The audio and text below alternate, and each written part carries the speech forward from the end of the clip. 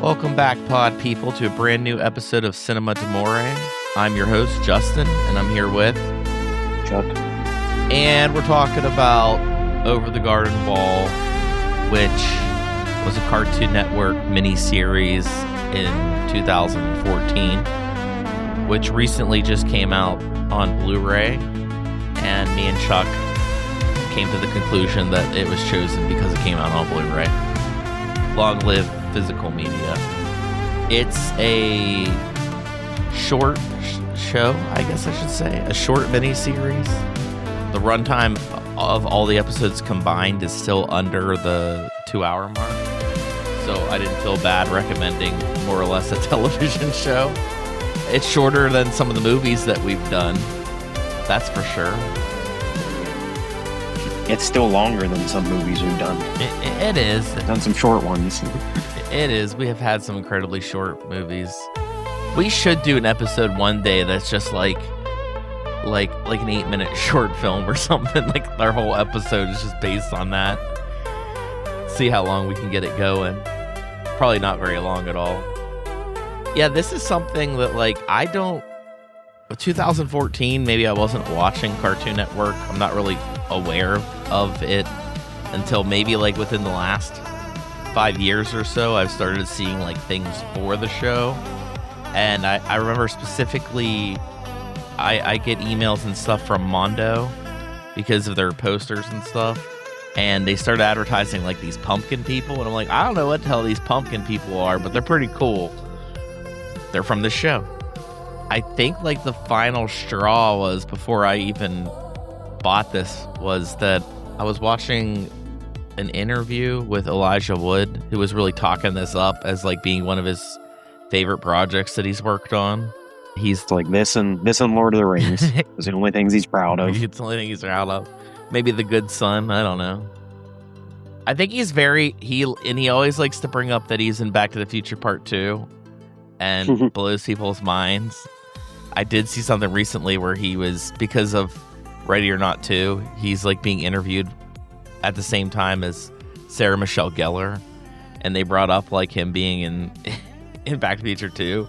She's like, I love Back to the Future 2. Where the hell are you in Back to the Future 2? I don't remember seeing you. He's like, I'm the kid at the 80s cafe. And he's got wearing a weird goofy hat. He's got such a good memory of it too. He remembers the name of the game and all that stuff. I'm like, I can't retain it. I can't retain it. That's why I'm not an actor, I guess. But yeah, you have to be like Brando. You're like, tape my lines onto someone's chest. Yeah, I'll just read them. Did you read the book before you came? No, I didn't do any research. I don't know what my character is. Sir, you were supposed to be in shape. Oh, fuck. Well, I'm fat, so sorry. Yeah, figure it out. Figure it out. I'm pretty sure it's going to be one of the greatest movies of all time anyways, so let's just get through it.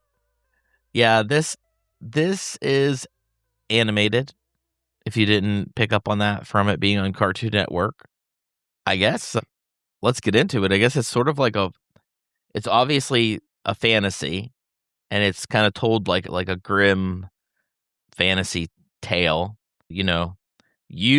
We talked about it yesterday a little bit in person. I do see Chuck in person about every 6 months, and he was saying more or less that it's the quintessential Halloween watch, and I agree, because it has that perfect mood for it. It does take place on Halloween, but throughout the whole thing, it just has this perfect creepy aesthetic that makes me think of all kind of things. The animation reminds me a lot of the 90s animation we grew up with, but then it has a lot of older techniques that they pull off. There's a zoom that I notice that makes me think of some of the behind the scenes stuff I saw when they were doing Snow White, how they were layering between different animated panels, and they were moving the panels at the same time that they're moving the camera, so it makes the effect of you're going through the woods. So they did a lot of classic techniques in this too. Yeah, the backgrounds all look hand painted. where they're made to look more like they're hand drawn and then animated, but they're made to look like they're old fashioned paintings, kind of like you said, Snow White, Pinocchio style. Like they don't look like they're just animated on cells. It looks like they're animating over actual paintings, like an oil painting. Definitely has a lot of that, like that 40s cartoon, like Betty Boop, Mhm. Felix the Cat, the old original like Mickey Mouse cartoons and stuff like that with some of the animation styles. Yeah, I do like the it. It does pull. It's not set where it's supposed to be set on purpose because of what the way it kind of turns into a twist at the end. Because it's like a weird, vague. Everyone there is American. They all have American accents. Well, not all of them. A few of them are British, but it's never like established like it could be vaguely European. There's some stuff that's definitely American. Like it's just a mishmash of a lot of different styles and types of animation and art forms from history leading up to when this was made, and incorporates them all pretty well. Like nothing feels out of place. There's never a thing that feels like, oh, that one thing felt dated or didn't feel like it made sense with the rest of it. Like there's randomly talking animals and no one questions that. There's a school for animals, and it's like, yeah, sure, that fits in. There's a woodsman and witches, which feels very much like it's definitely like the Brothers Grimm fairy tales for sure with stuff like that. Yeah, even there's a lot of even, like, very beautiful, like, obviously, just a single drawing that says, like, no like a tree, like a creepy tree, or they have this, like one of the best shots at the end is the villain who's always in shadow, and it's literally, like, a split second. You pretty much have to pause it, or you'd have to go online to see it because it's only enough for, like, your mind to register it, but you don't even like, it's over before it starts. And it's just like this beautiful image that's just like one singular image that probably took somebody like hours to do. And then, like you said, probably by hand, I'm assuming. But yeah, like you said, the characters don't seem out of place. Even though I would say the characters have like the most modern look, the main two, Wirt and Grimm, Yeah, or mhm. Greg, sorry. You're thinking of the Brothers Grimm. Yeah, I am. I am. I mean, obviously it's influenced by it. They don't say a lot either. There's only like a handful of moments too where they throw in dialogue that feels like out of place. Like they're not from this time period. Like when they're getting caught by Auntie Whispers and she's like, "I smell children," and he's like, "Children? I'm in high school."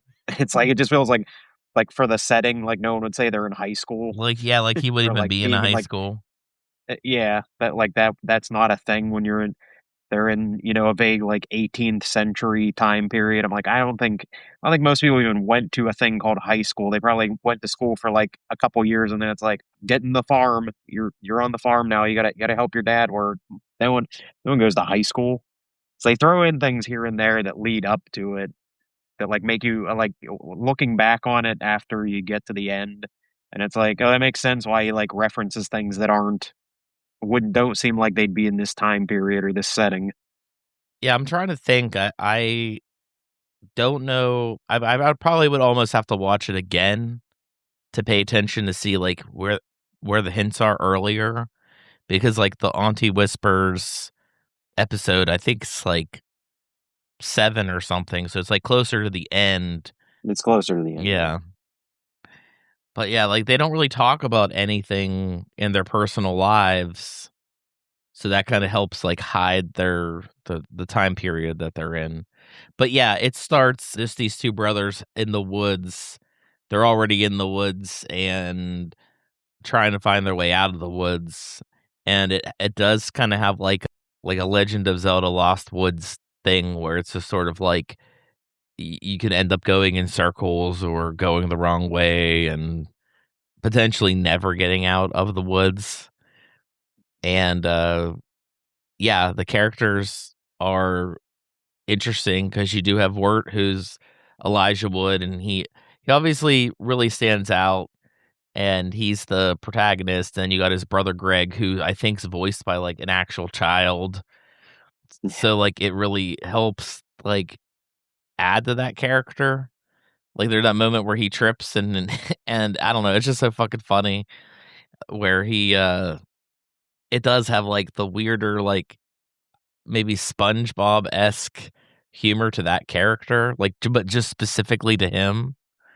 Yeah, he's just very random with just things that he shouts and does. Yeah, It's it fits because he's supposed to be a little kid, so it's like, it's that they kind of play into that story of they're half brothers because the mother remarried his father or something like that. So he's like, it's one of those like you and your dad ruined my family's life when you came in. Like, that's what Wirt seems to think through this is, oh, everything was fine until you came.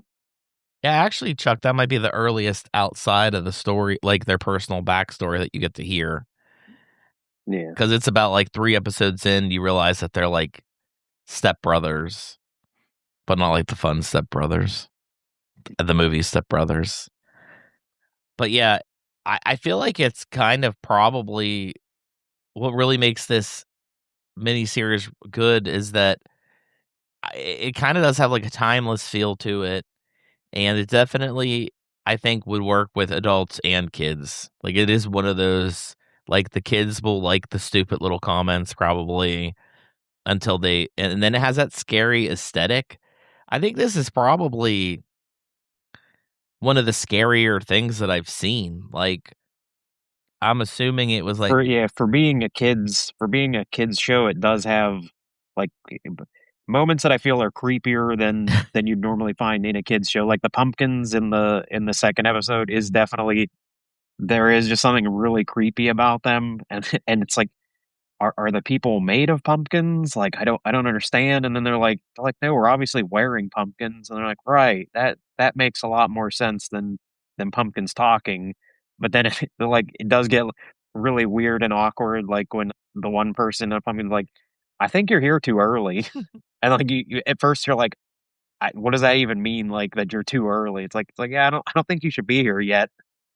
And when they keep when they eventually have to, like, do all their chores and they're digging they think they're digging their own graves and they find skeletons and they're like, "Oh god, this is where they've buried the bodies before." And then when you find out that that's how they do things, like, once someone dies and turns into a skeleton, they get resurrected and unburied, and then they put pumpkins on, and that's how they live the rest of their life, so that's why the girl is telling him he's too early. It's like, "You're not dead yet. You shouldn't live here yet." yeah, and it has like the Wicker Man like creepiness cult thing going on. Yeah, the giant pumpkin that, like, is over top of all of them, like, that's Chris Isaac, like, the creepily deep voice. Yeah. Yeah, and his and I do like that when they come into the town, it doesn't seem like anybody notices them at first, and then the first time they're noticed is, like, kinda terrifying where, like, everybody, like, slowly turns towards them, and yeah, like, I'm trying to think too, the anti-whisper shit was, like, creepy as hell too, like, she all reminded me of, like, Spirited Away or something, like, she's just this overly huge like, the witch in that. Yeah. She's just this, like, overly huge, creepy woman, yeah, with eating her turtles. And But I oh, it is good. they play it good too throughout most of the episodes, like, there really only is a couple characters that are actually villains throughout the whole thing, like, a lot of the episodes end with it being like, you basically realize it's just kids being, like, afraid of things just because they kinda seem creepy or odd, but then when they learn the thing that they thought was the villain isn't. Like, the Auntie Whispers one, they imply that she's definitely a witch and she's definitely, like, kidnapped this girl and keeping her locked up because she's, like, evil, and then it turns out when they try to break out and escape, it's like, "No, that girl's possessed by an evil demon that'll kill you if Auntie Whispers doesn't control her." Like, they come up with a solution to, like, banish her using the magic chime or something again, the pumpkins seem like they're evil, and then at the end, it's like, "No, they're not evil, they're just skeletons that wear pumpkins, and they just like to have fun and party and be pumpkins, but there's nothing evil about them." The only characters that are really evil are the Beast and then Adelaide, which is I guess played in a way that Beatrice like keeps hyping up like, well, once we find Adelaide, she's such a good person, she'll help us. Like it's the exact opposite. She keeps pitching that character as she's like a really helpful woman, she's gonna help us, and she's like the real villain that just wants to like keep them as slaves or something like that or steal their souls.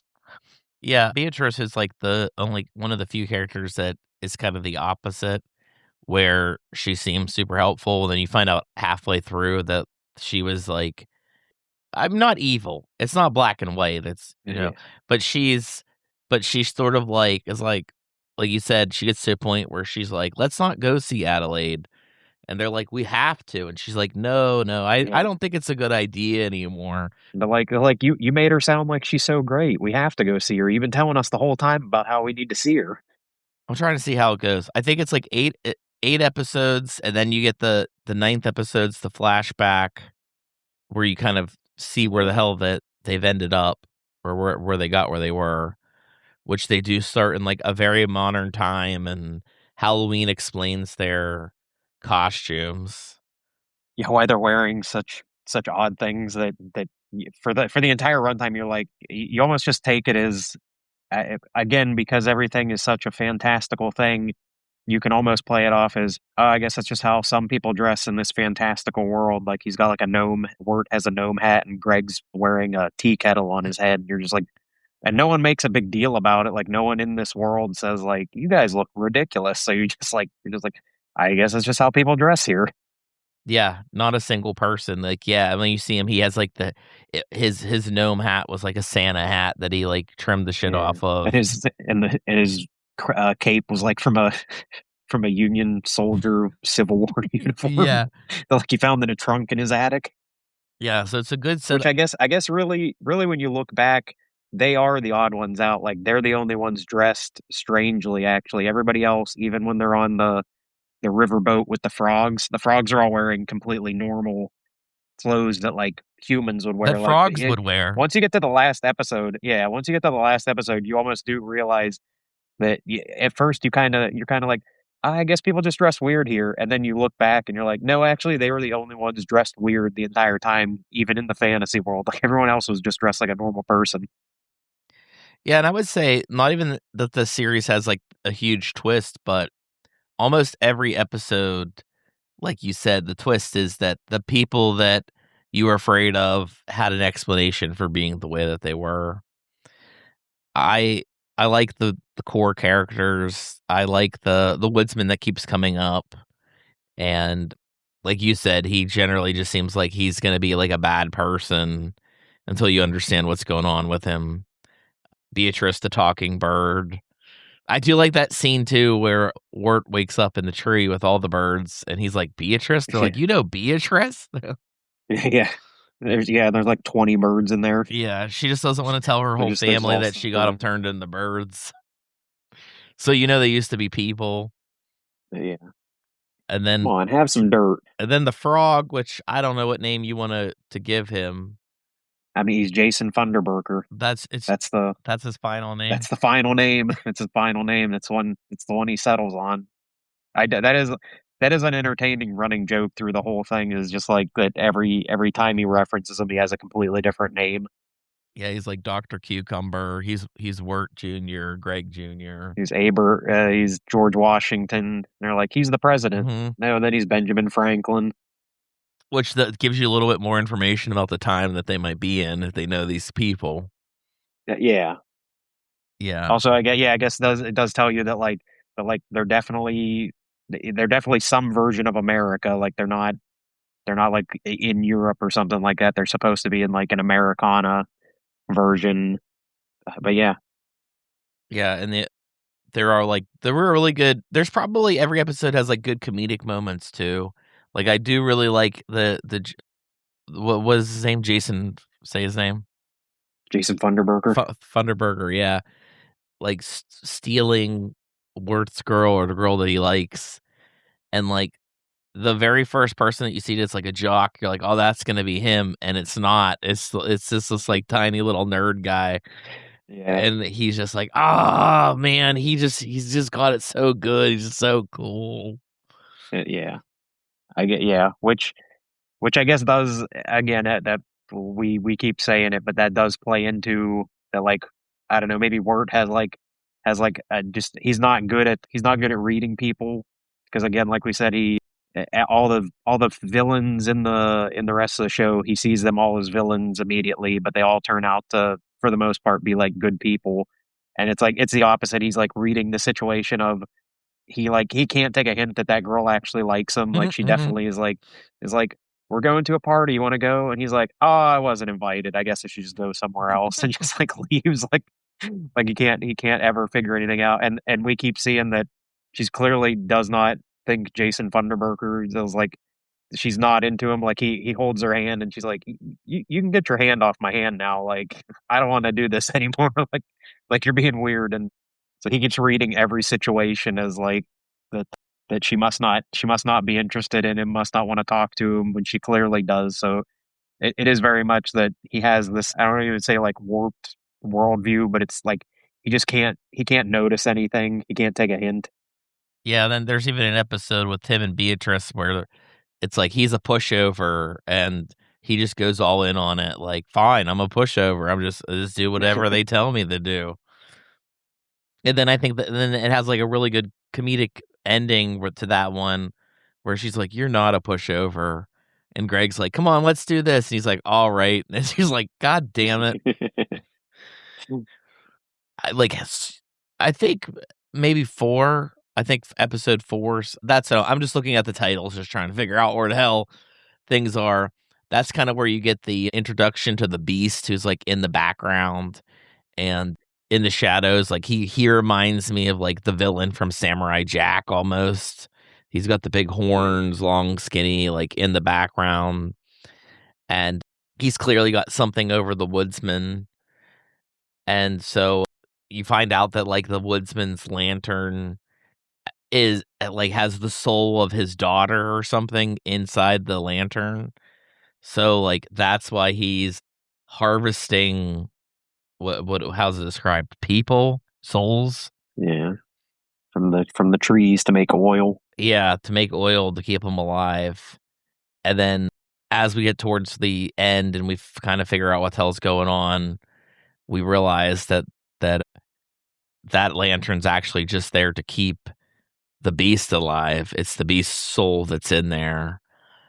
And I guess everything's kind of like just an allegory for their life because what we see at the end of I think the ninth episode is that like it ends with them kind of drowning. Like they end up in water, knocked out. And so that's where like this whole final thing ends when they like confront the beast and everything works out. They're they're awake again. They Yeah, survive. And it's sort of like I guess I'm reading it as a purgatory, I guess, because I thought they were going to be dead. I was starting picking up that they were dead. I guess basically since like the skeleton episode and the woods thing just felt like that's kind of what you get when you get like afterlife stories. You get kind of like a vague hell, and but being that they came back too, because like the episode 9 they could have drowned at the end and they could be dead, you know. Then the yeah. finale's like we got them, they're alive. I do love. There's another great. The one thing that kept making me laugh when they get to the last couple episodes in episode 9 when they go back to being in like the modern world where they're at and the cops that are like always there on like their radio. Mhm. It's like, hey, don't run. Ah, it's Halloween. I'm just kidding. You can do whatever you want. Mhm, mhm. Like they show up in the cemetery where they're all hanging out. Hey, what are you guys doing? Some sort of satanic ritual? You can't do that. Nah, I'm just kidding. It's Halloween. You can do what you want. Like Yeah. he just keeps doing that every time. He's like he makes it sound like it's a serious thing. But yeah, then they climb on top of the wall to like get. He's like, hey, you kids got to get down from there. It's Halloween, but you got to get off that wall. And then they go over the other side. And he's like, oh, I didn't mean that way. Yeah. Like that. Yeah, that kept cracking me up every time. Every time they kept dealing with the cops in that one. But yeah, it's like, yeah, I don't. I guess you can look at it any way you want, kind of. 'Cause it's like, yeah, I don't know if it's supposed to be necessarily a purgatory It's or they did just go to like an alternate world because they do give you that reveal at the very end that seemingly all of the people that they interacted with are real. They made sure that you didn't think that it was all like a dream. Mhm. They will I think he wanted to make sure that you didn't think it was one of those endings where you just say, "Oh, it was just all a dream," while they were knocked out, because it goes back and it shows you pretty much every character they interacted with the show, and they're all like having a happy life. Like the Woodsman's Mhm. daughter comes back to him, like she must have been under some sort of spell that the beast had. She returns. We see Beatrice's whole family, and they're all back to being humans. I do like a come on, eat your dirt. Quit calling it dirt. She's like, oh, what are you gonna do? Turn us all into birds again? Yeah, yeah, that is good. Just eat your dirt. So yeah, I do like that. I think my favorite episode though is I guess it's episode 8. I think it's the one where almost I guess like they have like it feels like it would be a dream in a dream because it's where Greg goes up to like some sort of heaven Mhm. with all the characters. Definitely, I think that one has like the most animation style from like the really old, almost original silent cartoons. It Mhm. does a lot of does the circle where it's just focusing your attention on one specific thing instead of taking up the whole screen. The Does a cloud lot of like man thing. yeah, everything's like a lot more of like the rubber hose animation style in that episode when they're up there. Yeah, I mean, yeah, it's a great looking it's a great looking miniseries. It's a great little story. I I would All the songs are pretty good. the songs are good. The Songs are creepy fun. piano stuff at the end of every episode was pretty good. I don't know if you wanna call it the score, it's not much of a song. It just is Yeah. like a little creepy piano ditty. But yeah, I'd highly recommend it. I agree with Chuck, though. Chuck ended up saying that he bought the Blu-ray because the ads on Hulu and stuff are crazy. Like, yeah, just buy it. Buy it now. It just came out. I think it's like $18 or something now. It's probably just gonna go cheaper, so Yeah. do it. Yeah, definitely worth having. I like you said at the beginning, you gotta have that physical media because it could just disappear. It They could take absolutely it off a could. streaming service at any moment, I was even looking for especially with its Cartoon Network and the Warner Brothers with what they've been doing with, like, HBO Max and, I don't know, the different mergers they've made. Their animation seems to be one place where they're cutting back access to a lot of it if it wasn't popular enough or didn't do well enough for them. They're just like, we're just gonna delete that. You don't need to it watch just that." delete it. They just deleted a whole Yep. show. Yeah, that's like I saw I have some of the old school Looney Tunes Blu-rays, and there was a one that came like, they keep coming out with them, and the one was, like, Looney Tunes: The Complete Series, and I'm like, "What the hell is this? Why is it so cheap?" And then I realized it was, like, the modern Looney Tunes that they did that they canceled that I never watched, but I'm also, like, looking at the cover, like, it looks indistinguishable from the older ones, like, you couldn't tell if it was old or new by looking at it. But yeah, that's a good example. I do think this is something that I probably will watch around Halloween. Like, I definitely see this being like it's a very digestible holiday thing to watch, especially because it's episodic. You could stretch it out over, 10 nights if you wanted to or less.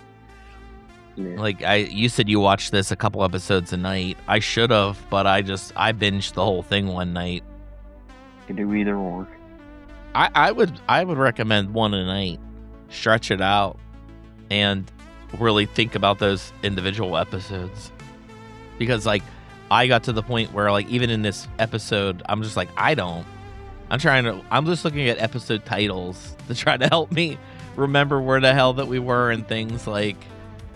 But yeah, like some of them are awesome. I like really love that frog episode too on the steamboat. Like that was great. And then what's his face, Yeah. Dr. Cucumber or whatever, becoming like their leader more or less. And that's another good one where like they did the joke of like they used the coat and had like the tall frog, and when they had him singing and playing, what instrument was he playing? Like the Bassoon. bassoon, and the coat. It's like a clarinet, right? Yeah, the thing fell off of him, revealed them, and they were like gonna attack them, and then like whoever their leader was like, "No, that sounds pretty No, you good. gotta Let them them continue." Yeah. Which that's definitely, like I said, they reference a lot of old animation, and that 100% is. It feels like it has to be a reference to Michigan J. Frog from the Warner Brothers cartoon. Where the guy has the frog that does the tap dance routine, but he always does it when no one's looking, and just makes the guy seem like he's insane. There's a lot. Yeah, I do like the little. It doesn't even feel like there's episodes that are filler. Like there's definitely episodes that are more related to the story that have like the Woodsman in them, or Adelaide or something like that. But even like the frog episode, or the one with John Cleese where he's the tea guy, and he's like, "Yeah, I'm haunted by this lady," which that one has a lot of great comedy moments too. Of like, I do love the horse. He's like, like, what are we scamming this guy? No, we're stealing. I don't think that's right. Well, you stole that horse. He's like, he's a talking horse. He can do whatever he wants. Then he just goes, "I like to steal." Yeah. And they're like, see? He wants to steal. He's into it. Yeah, that's good. We could have probably even broken this up and just did individual episodes and had a good discussion with each of them. So I say spread it out. Currently, Hulu or Blu-ray. Check it out, find it. And we'll see you in another 2 weeks with whatever Charles picks. Yeah. Thanks for listening. We're Cinema D'Amore. Follow us on Facebook and Twitter to stay up to date with news and information on upcoming episodes. Find us on Apple Podcasts, Google Podcasts, Podbean, Spotify, Amazon Music, Audible, Pandora, Alexa, or iHeartRadio. It would be greatly appreciated if you subscribe to our podcast on your platform of choice. We also appreciate feedback, so rate us, review us, and let us know what you think. And above all else, thank you for listening.